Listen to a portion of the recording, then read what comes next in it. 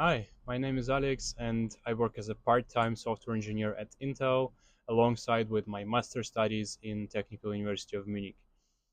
And today I'm going to show you my salary and expenses that I have every month. So, let's get started. Here's how it works in Germany. When you're a student, you can only work part-time. There is no full-time option for you at all. You have a fixed period contract with a limited salary. And when I say limited, I mean it is far less than a salary of a regular full-time employee. Companies basically use that as a cheap working force. My salary is 1,235 euros per month gross, which is around 15 euros per hour, which is also the case for almost every other working student in Germany. Normally, you wouldn't get a salary over 18 euros per hour. It is also worth mentioning that before coming to Germany, I used to work as a full-time software engineer in Russia, where I got roughly 3,000 euros per month, which is, for Russian standards, is quite significant money actually. I've worked like that for 2 years, so I've managed to save enough money for my master's. In Germany, for a foreigner, you have to create a blocked account where you basically deposit some fixed amount of money for a year, and then every month you get just a fraction of that. This ensures that you don't get broke while you're studying. And this blocked account gives me an additional 900 euros.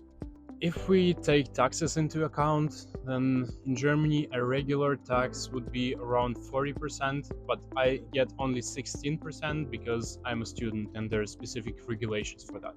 This leaves us with 1,040 euros net from the salary and 900 from the blocked account because it's just money from the bank account. If we add this up, then I have 1,940 euros every month as my income. As for the expenses, the main part of them is my rent. I rent a small apartment for 1,040 euros. And no, it's not a coincidence that my salary is exactly that. The apartment is only 18 square meters, but is still fine to live alone for a couple of years.